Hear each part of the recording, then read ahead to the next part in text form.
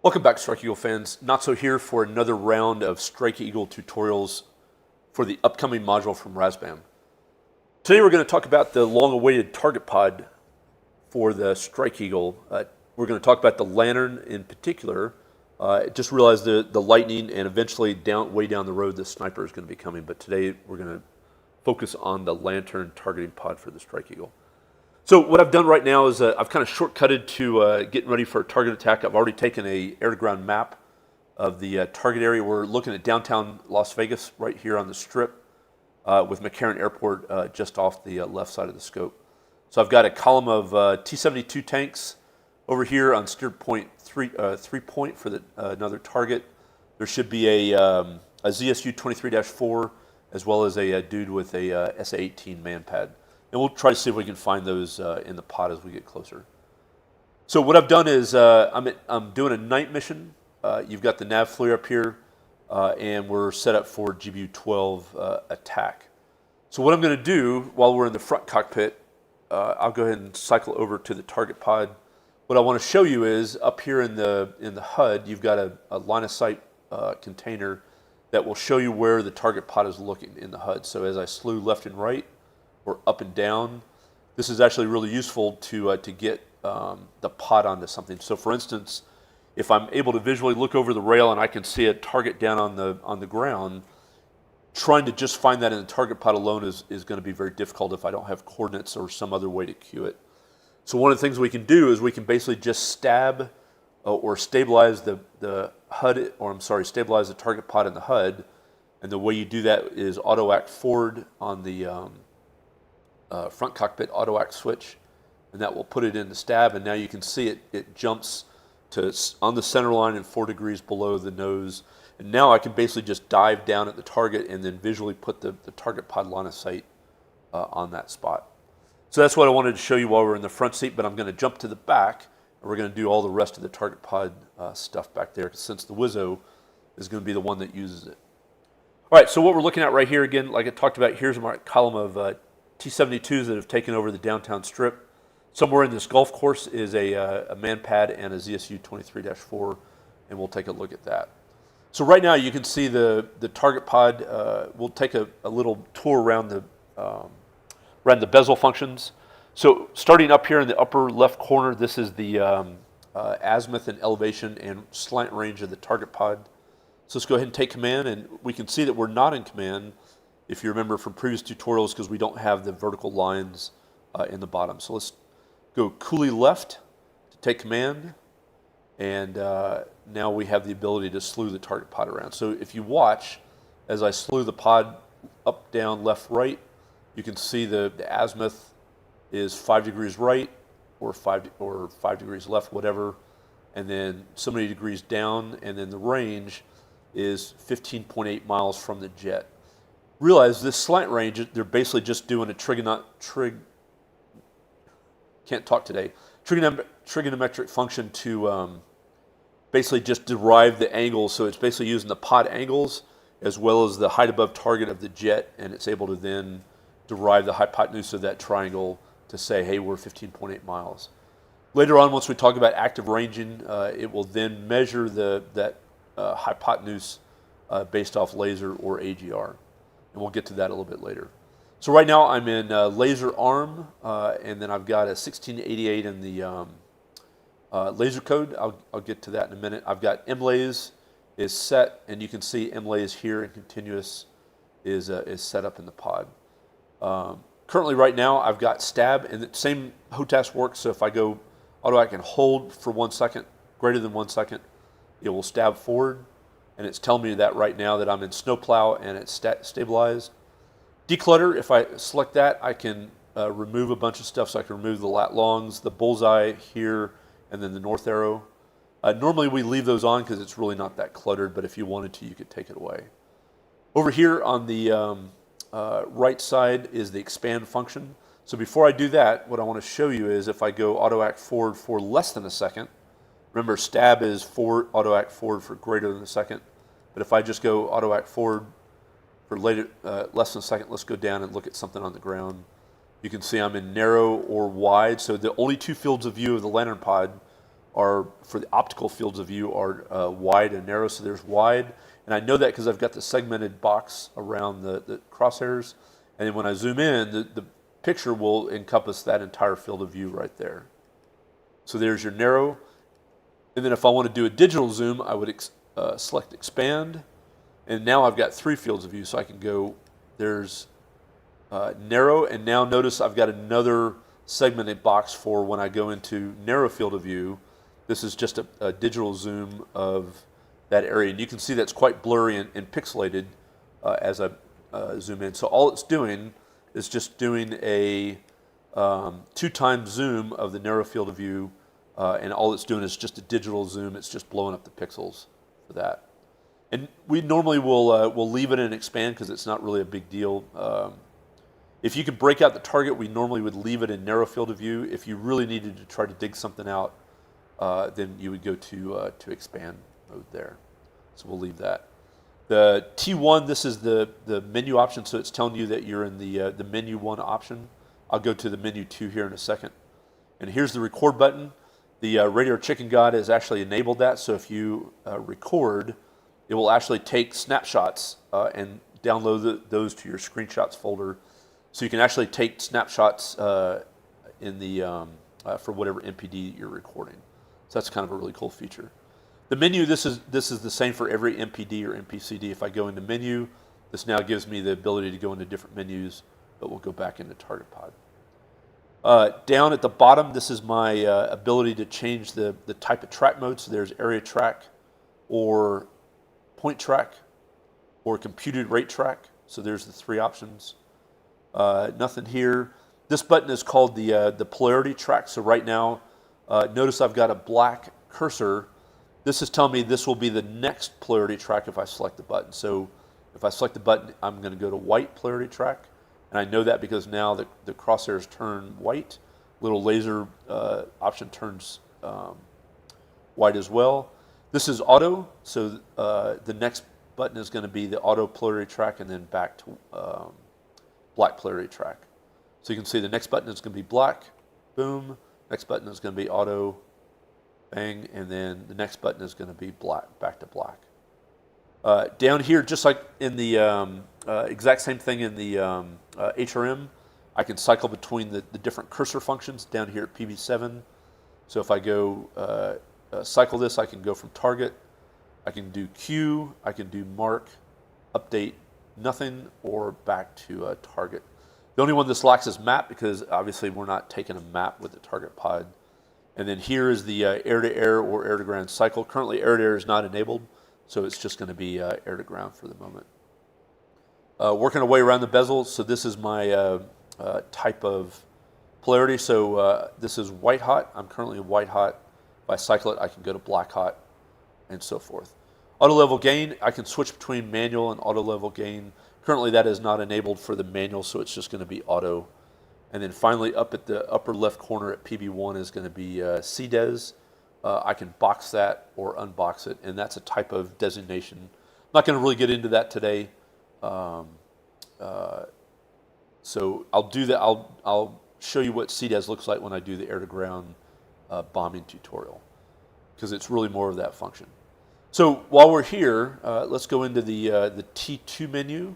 So now notice here is my bore sight values. I can't really change these in the sim. This is more of a maintenance function. This will tell you what the yaw, pitch, and roll bore sight values are. We don't ever mess with those at all. That's no different here. This is a manual focus, so I can go focus up and down. That is not enabled in the sim. And then really there's nothing else that's different around here. So really this is the pitch, roll, and yaw trims, and then a manual focus. You can go into like a grayscale. That is not really enabled yet in the sim as well. So there's really not a lot of stuff you're going to do in the T2 menu. We basically will leave it in the T1 menu as you go. So now let's talk about some of the functions. I talked about the push button functions. Let's talk about some of the Hotas. So let's do a quick refresh. I'm going to go down to the hand controller. I'll zoom out a little bit so you can kind of see that all at once. So just a quick refresh. This is your coolie, so coolie up and down, left and right. This is to scroll the screen up and down for whatever you have programmed. Left and right is to take command. This is the castle switch. The castle has a lot of different functions, whether I'm going up or down, left or right, or press in. And then the TDC, this is what I'm using to slew around the screen here. Castle forward, if I hold castle forward, that's going to go into, it's going to change the white hot, black hot. So if I hold it greater than a second, so you can see it cycling between white hot, black hot. So now I don't have to use that function. And if I do castle forward for less than a second, that's changing, cycling between this white polarity, black polarity, or auto. So I'm just less than a second cycling between all those. So again, that's another cool function that you don't have to go to the push buttons. You can do that right on the Hotas. And then auto act forward, this is where if I want to go into stab, it's going to put me into stab mode, and now I can slew back around. If I go, let's go ahead and put the target point in, so we'll put in 2 point here, and then if I select PB17, let me scroll up just a little bit, I'll go PB17, and that now will snap to the, over to the point. This is a really interesting, or not interesting, but it's a very powerful tool to be able to cue the pod. So I can cue the pod, basically designating or cueing it on the radar, and we demonstrated that a little bit in the HRM tutorial, but if I want to then go in and put a different point in, so I can cue steer point 3, and that'll jump over to that golf course. It always cues to wide field view, so even if I zoom in and I cue back over to steer point 2 point, it should go back to wide field of view, and it does. So you can see that. The auto act aft is a really important function. So, and I'll do a little bit of that more when I'm zoomed in, but I want to be able to show you the auto act. So if let's say I zoom out and I'm trying to track a moving vehicle, or I'm just searching around, and I go, holy shit, where is my point? Zoom in. I'm like, hey, I've gotten lost. I have no idea where my point is. I'm looking at the runway and I can't find my point. If you just go auto act aft for less than a second, it will cue right back to whatever this is in PB17. So if I put in steer point 3, that should cue to that man pad at the golf course that we may or may not be able to see. So I'll zoom in. I'm like, yeah, I'm not really seeing anything. So let's pan around a little bit. We'll slew around. Hey, I'm not really seeing anything. Oh shit, I'm lost. I can't find the golf course anymore. Just auto act aft, and it's called return to queue, and it'll go right back to whatever is in that PB17. So that's just quick refresh. The trigger that you can't really see, but it's on the front of the hand controller, that's how I either command a track for half action, or if I want to designate or do something else with it, mark, you go full action on the trigger. All right, so let's go back into the, let's zoom back into my screen so we can finish up the rest of this. And I'll stay here for the rest of the time. All right, so that's, and notice whenever I use the UFC, it will show the source of where that cue comes from. So this is important. So if I type in a button on the UFC, it's basically says it's a nav designation. Let's jump to the front cockpit, and we'll go back to the radar because I don't really have the radar mapped in the back seat yet. So let's go ahead and take command of this. Take command. So let's say I want to designate steer point 2 as a designation. So now I'm going to go full, auto act in. So let's make sure I'm over that guy. I keep putting a little bit of sideways pressure on it, so sorry.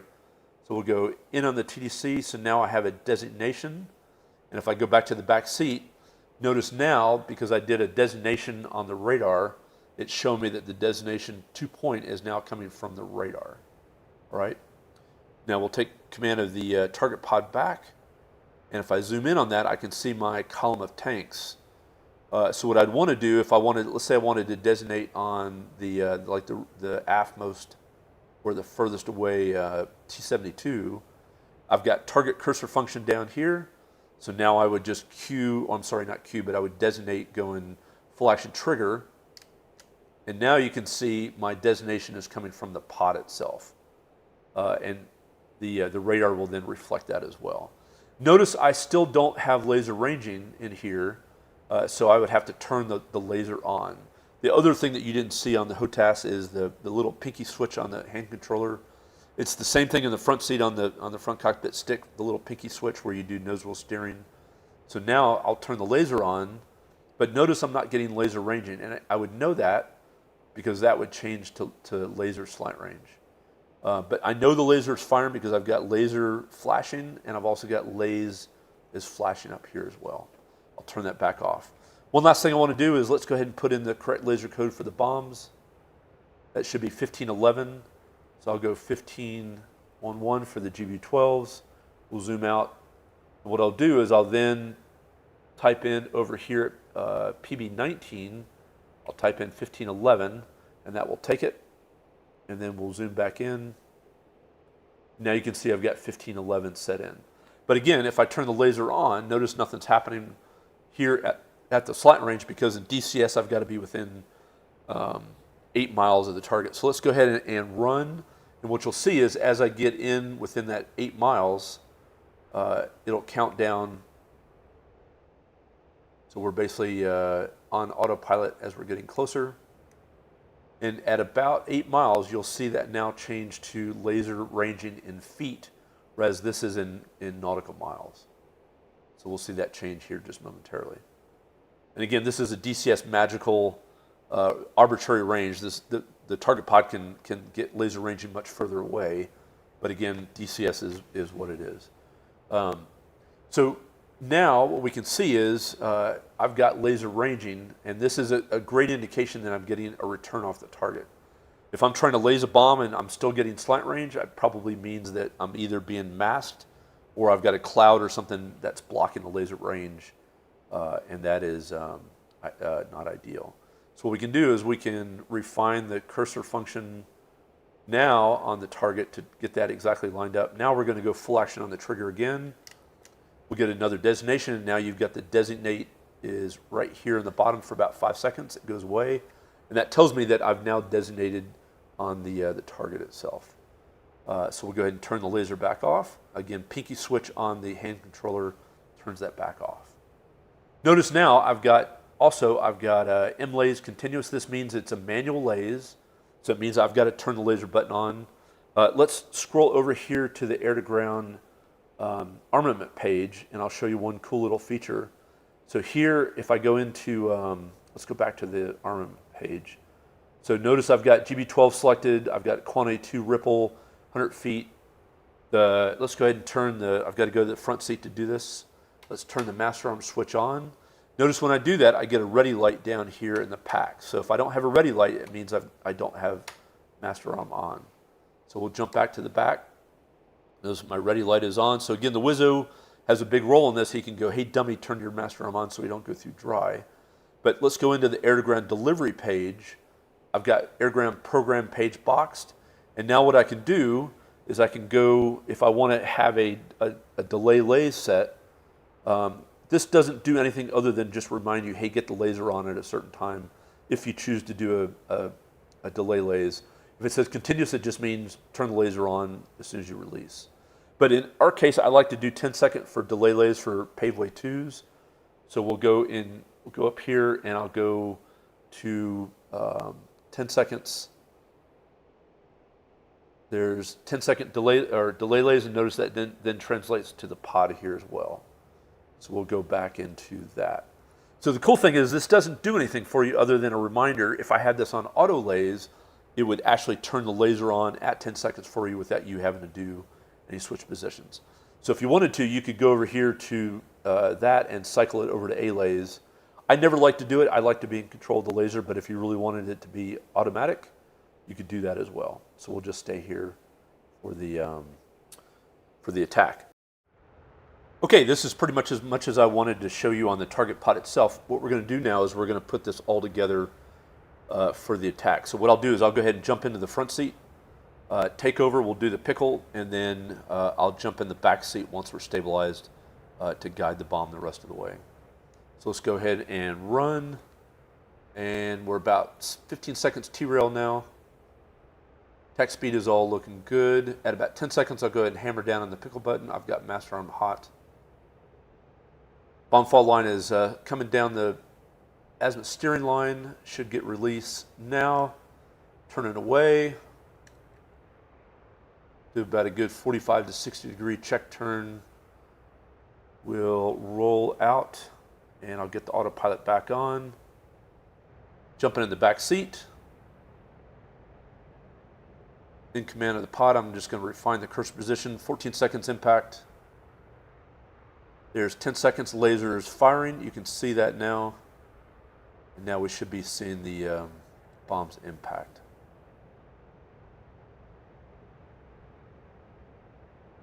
Okay, good splash. Lasers off. And we'll go ahead and jump back in the front seat here and go ahead and get going away from the target.